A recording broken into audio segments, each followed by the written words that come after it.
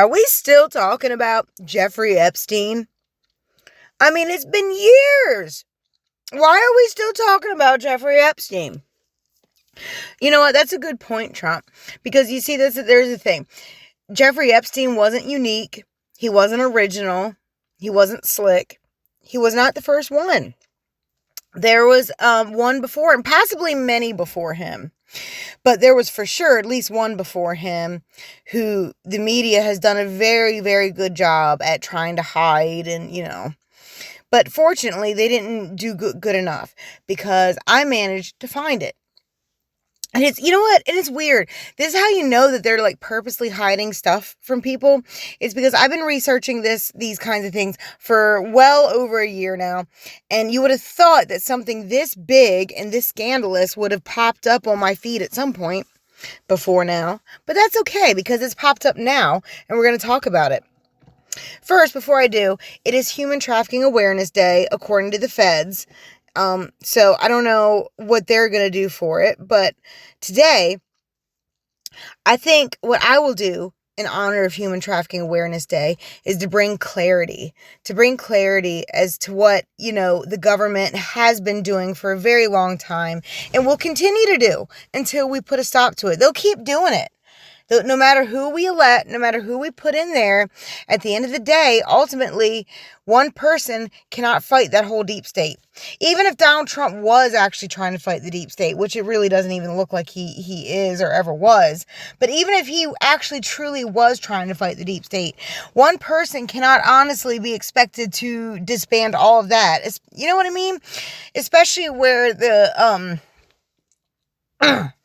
president is as powerful as he is, still is limited by others like judges and whatnot. I mean, you've seen it. Because if he was that powerful, he would have implemented his agenda long before now. I mean, he's still hung up on all the foreign Anyways, I'm not here to talk about politics. Fuck all that. Fuck all that politics. I don't care. They can have it. It's never been about left versus right. It's never been about that. It's been about good versus evil. And human trafficking is evil. Child trafficking is evil. And pretending like child trafficking isn't happening is extremely evil. And what was it that Candace Owens just said not long ago? She said she's been on to some good stuff lately. She said that that they're guilty, that the government's guilty when they make a whole holiday after it. So, I honor human trafficking victims every day. I don't need a specific day of the year to be aware about it. I'm aware about it every single day. But thank you, Fed, for giving us a color and a holiday. Oh, Jesus Christ. Can you believe these people? These assholes? Anyway, we're about to get into it. First of all, there's this book that you all should check out. Oh, crap. What's it called? The Franklin Cover-Up, I think is what it's called. Anyways, this is the author, John W. DeCant. He is a former senator, or was a former senator. I'm not sure if he's still with us or not. I'm not really sure. But he was a former senator who talks about this in great detail. Now, I don't know if he was, if this book is easily accessible or not, because on the Internet Archives, they took out the whole entire book except for one page. So I don't know. If you all want to read it, let me know if you can find it. I would like to read it. Anywho, so let's get into the Washington Post article from 1990. I know, it is a long time ago, but just bear with me. Because it's really not that long ago when you consider when Epstein started his shenanigans. But yes, there was something that happened in around about the 80s. It was this huge scandal, and it was found out to be that child trafficking was going on. Children were being pimped out to politicians and whatnot. It's all eerily similar to the stuff that's been coming out lately. Because, and it's also a bunch of fraud, a bunch of, money laundering. This guy who has, his salary back then of, I don't know what it was, but it was way less than $100,000 a year, yet somehow is managing to afford all these, big lavish parties and all this stuff. Like, totally the land of excess. Larry King Jr. Not to be confused with the TV personality Larry King. I doubt there's any relation, but I could be wrong. But anyways, bear with me. This is kind of a long article, but it's important. And remember, keep in mind, it was written in the early 90s. So, and trigger warning, it gets kind of disturbing. Okay. Lawrence E. King Jr., everyone now agrees, had a remarkable knack for stretching a dollar. Oh, Jesus. On a salary of $16,200 a year, the credit union manager drove a $70,000 white Mercedes and still could afford to spend $10,000 a month on limousines. His credit card charges topped $1 million. He owned a 4-story house on 26 acres overlooking the Missouri River. And his floral bill alone came to $146,000 during a fragrant 13-month period between 1987 and 1988. Already sounding familiar, right? This guy who shouldn't have all this money, but he does have all this money, Eerily similar. A former McGovern Democrat who converted to the GOP, King threw a $100,000 party for 1,000 close friends at the Republican National Convention in New Orleans 2 years ago, leasing a warehouse used to store Mardi Gras floats. 4 years earlier, before singing the Star-Spangled Banner at the Republican Convention in Texas, he hosted a similar bash by renting South Fork. Oh my God, South Fork from Dallas? Jesus. Okay.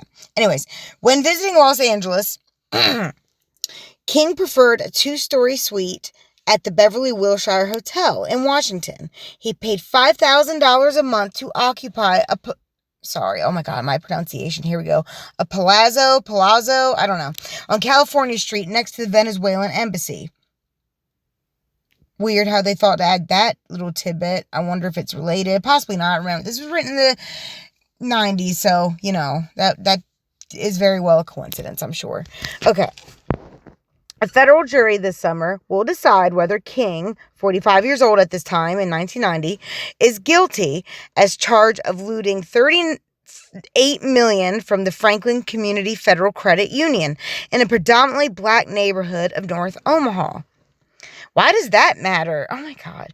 But it isn't Larry King's finances that have Nebraska in a Great Plains pother. Last week, a county grand jury, under the direction of a special prosecutor, began sifting through allegations tying King to a child prostitution and exploitation ring that reputedly catered to some of Omaha's most respected burgers. I looked that up. That's just like another word for the elite, the rich people of the, society, of the Omaha society. Those implicated in this city's venomous rumor mill, if nowhere else. Wait. What? Oh, okay. That's a little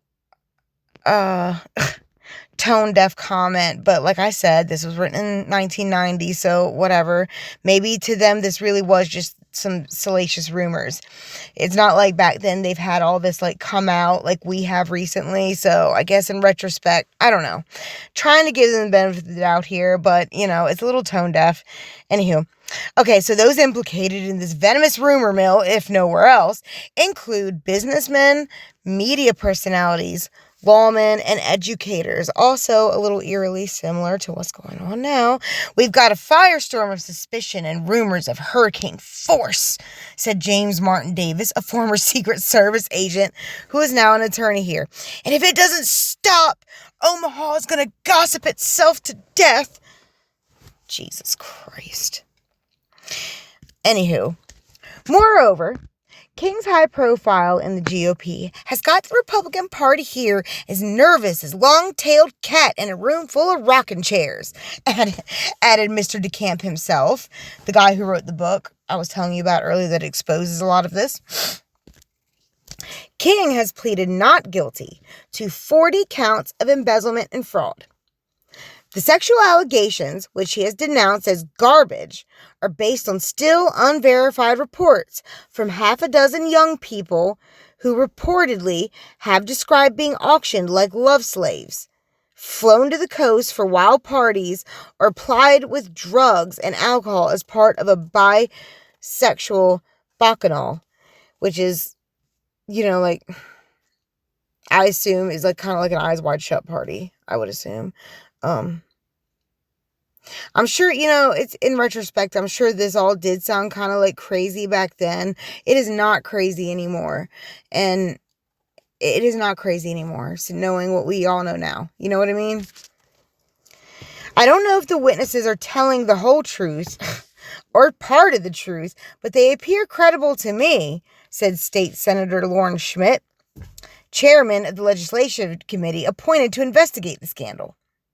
I'd rather cut my arm off than find out that these allegations are all true, not just because of the alleged perpetrators, but because, if true, there has been a series of heinous crimes against children here for a long time. So these are children who are sharing their stories. Now, I don't know what, they possibly believe these children would actually have to gain by going public with this. I know they acted like that they're just out for money and shit like that, but honestly, they have a lot more to lose by going. So, this is also more tone-deaf comments. But if I'm not mistaken, I could be wrong, don't quote me on this, but I'm pretty sure this Lauren Schmidt actually, came out later and said that some of these were debunked or whatever. I don't know.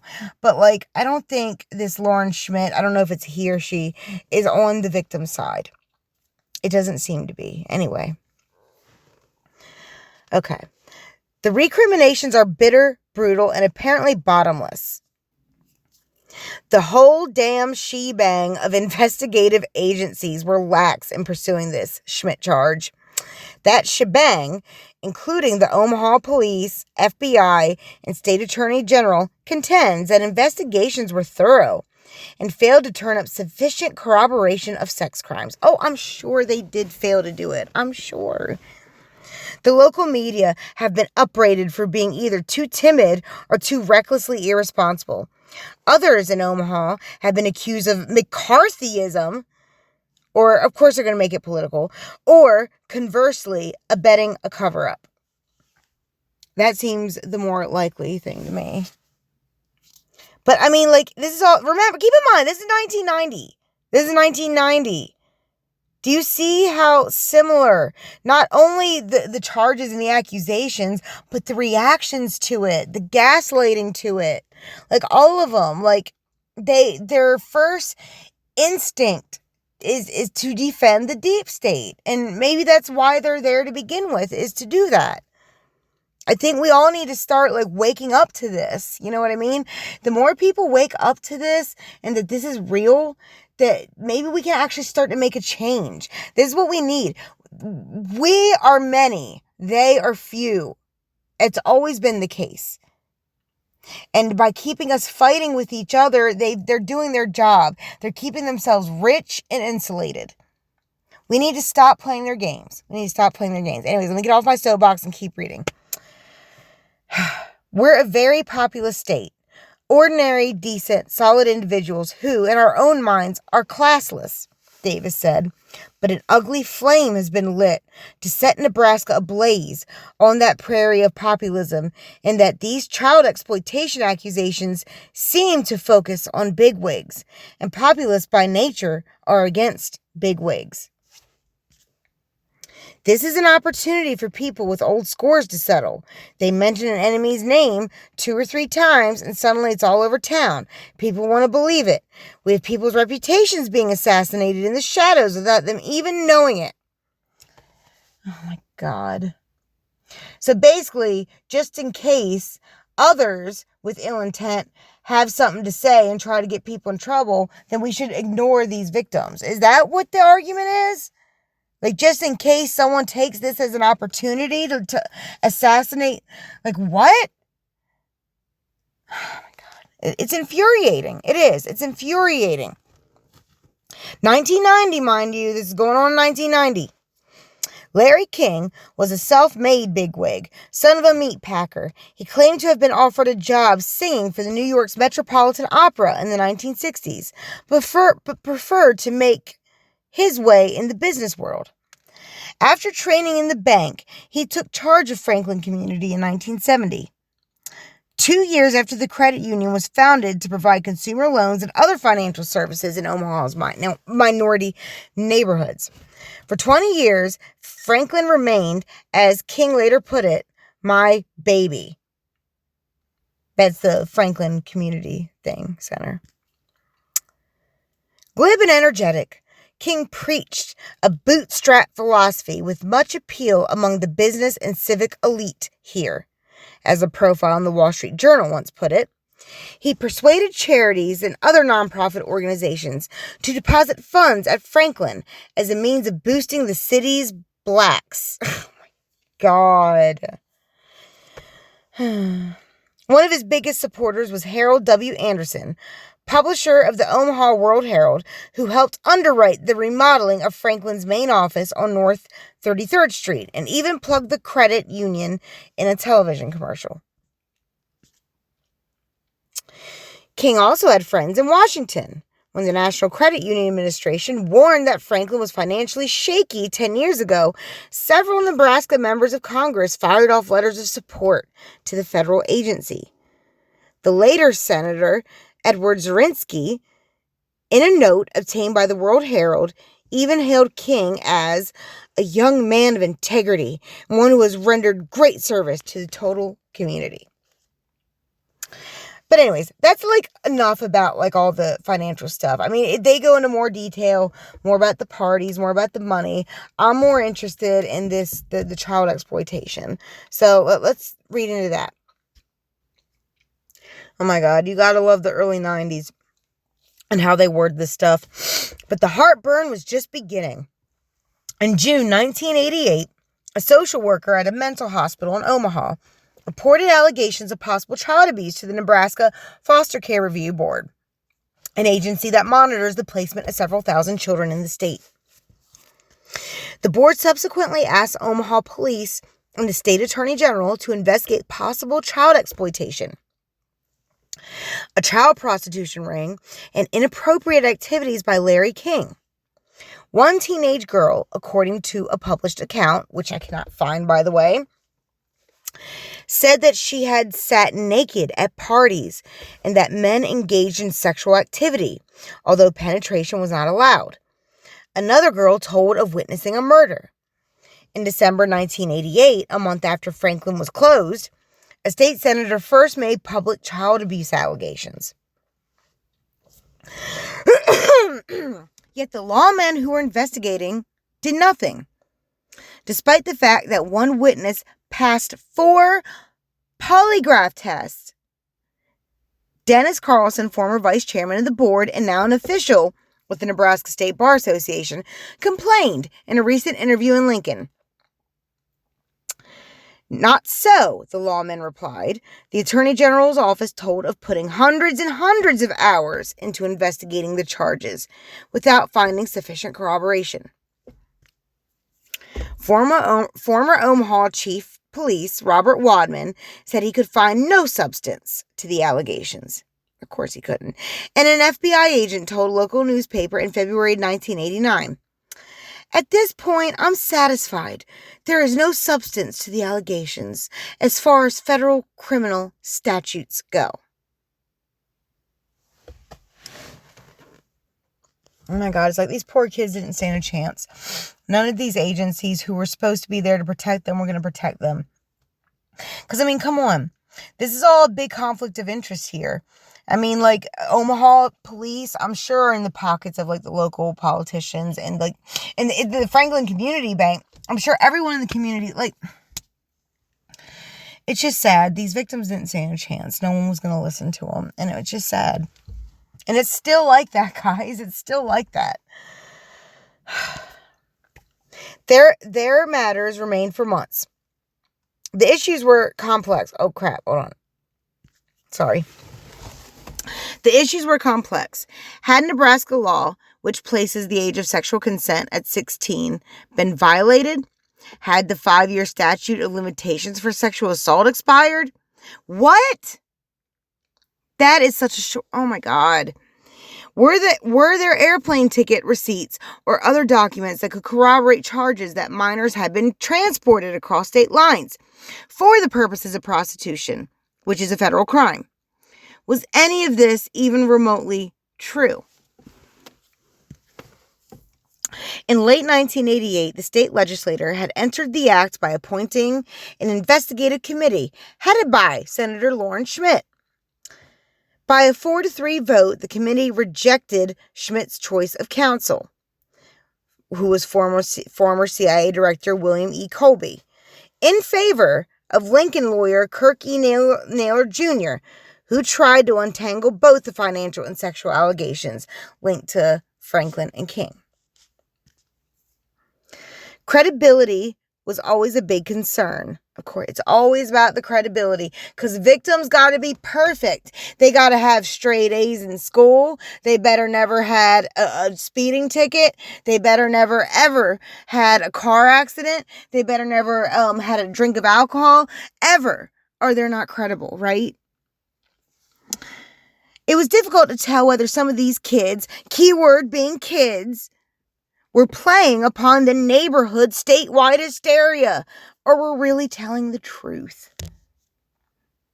Can you believe this? Can you believe this? These kids didn't stand a freaking chance.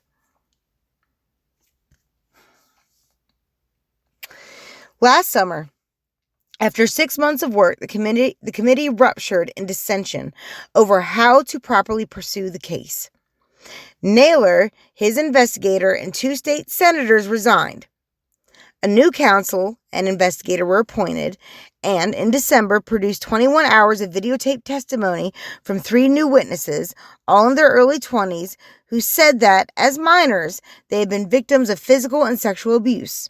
They reportedly described lurid sex parties and named 24 people who had either committed abuses or at least attended these parties. In December, the tapes were shown to Highway Patrol, Attorney General's Office, FBI, and Douglas County, Omaha Sheriff. On January 18th, John DeCamp, the former senator who once chaired the legislature's Finance Committee, wrote a memo to the Omaha World-Herald and the public, alleging that the most powerful and rich public personalities of the state are central figures in the investigation.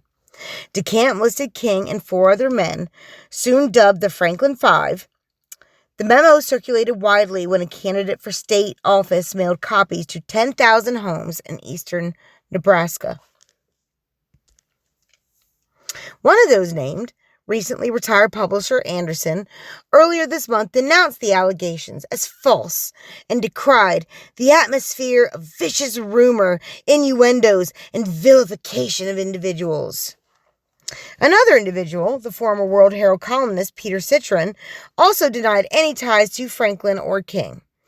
In late February, Citron was arrested on apparently unrelated charges of sexually assaulting 2 children by fondling their genital areas. Oh my God. Oh my God, with the rumor mill shit. The local rumor mill has circulated at least 24 other names of those either linked to the sex ring or involved in covering it up. The media, particularly the World Herald, have been accused of timidity. I'm bad at pronouncing shit in case you didn't notice. In pursuing the scandal. You've had the press abdicate their responsibility here, DeCamp charged. I mean, yeah, and obviously the Washington Post is doing the same thing, right? Like in this article too. Over these 16 or 18 months, we've had 5 of the best reporters in the Midwest on this story, replied Howe, editor of the newspaper. We've not been timid. We've run 700 stories and put 7,000 reporter hours into this. What frustrated the sleazemongers was that we never did confirm that these kids were procured from state custody and dragged into a sex ring with help from some kind of state power structure. So basically they're saying the only thing that they're guilty of is not believing these kids, basically. Got it. On the 6th floor of the county courthouse here, not far from the ceiling murals of oversized farmers and Indians and cowboys, a grand jury is sifting through the evidence of sexual crimes. If indictments are not forthcoming later this spring, many Nebraskans hope the jurors will at least issue a report that tries to distinguish fact from fiction. Otherwise, as Howe noted, it raises the specter that this thing will never be resolved. Obviously, they were doing this on purpose. They weren't clarifying anything on purpose. Because once they started clarifying it, that's when they would have gotten in trouble if there was any implication that they were involved. That's just my opinion. King's federal trial for fraud and embezzlement is scheduled to begin in June, but a recent medical evaluation suggested he may not be mentally competent to sit in the dock. A federal magistrate is to rule on that issue soon. Of course. Many Nebraskans are appalled at what the state is doing to itself, particularly the ease with which character assassination is. Oh my God, listen to them. Oh my God. I think it's disgraceful. I think it's awful, said Kurt Naylor, who is not a normal citizen. He's part of this case. This has gotten completely out of hand. Oh my God. Added lawyer Davis, another lawyer. No citizens who are adding in on this. It's the people who are involved in the case. It's a social black plague that's spreading throughout the city. It's as unhealthy as any social phenomenon can be. And it's atypical of Nebraskans to engage in this kind of thing because we are stable, honest, forgiving, very conservative. But we'll get through it. We'll survive. You're seeing us now in the midst of a disaster. And keep in mind the disaster they're claiming it is character assassination. That's what they're saying. Like, honestly, this was very hard to get through. This was like the most disgusting news article. I know it was written in 1990, but it's so similar to what is going on now. And it's absolutely disgusting. It is CIA. It's got the CIA's stinky, fish-smelling fingers all over it. All over it. You guys stink. You never help humanity. You never have. You can't even come up with one single example of how you've ever helped humanity in any way. You're supposed to just be an intel gathering agency? Bullshit. It's always been bullshit. And we know that now from your declassified documents. We know what you've been doing to us. And people are waking up. I mean, yeah, it's taking them freaking forever, but they are waking up. You see it every day. And your time is coming to an end. Do what you want to me. Do what you want to anybody who speaks against you. But your time is coming to an end. There's never been a rope ever made that didn't have an end. Anyways, I know that was dramatic. I'm sorry. I couldn't help it. You know what I mean? After reading through that article, I'm just this despicable. It's despicable. And it needs to stop. It needs to stop. We're going past it. Humanity can see through the lies now. We can see through the lies now. No more. No more. The petition is linked in the description. Also, there's a barcode on the screen. Please sign it and pass it on to as many people as you can. I want this petition to go viral. The petition, please. I don't care if you like. I don't care if you subscribe. Copy and paste the link to the petition. Share it with as many people as you can. Please. Anyways, have a good day. Keep fighting, everybody. We're getting somewhere. Keep fighting.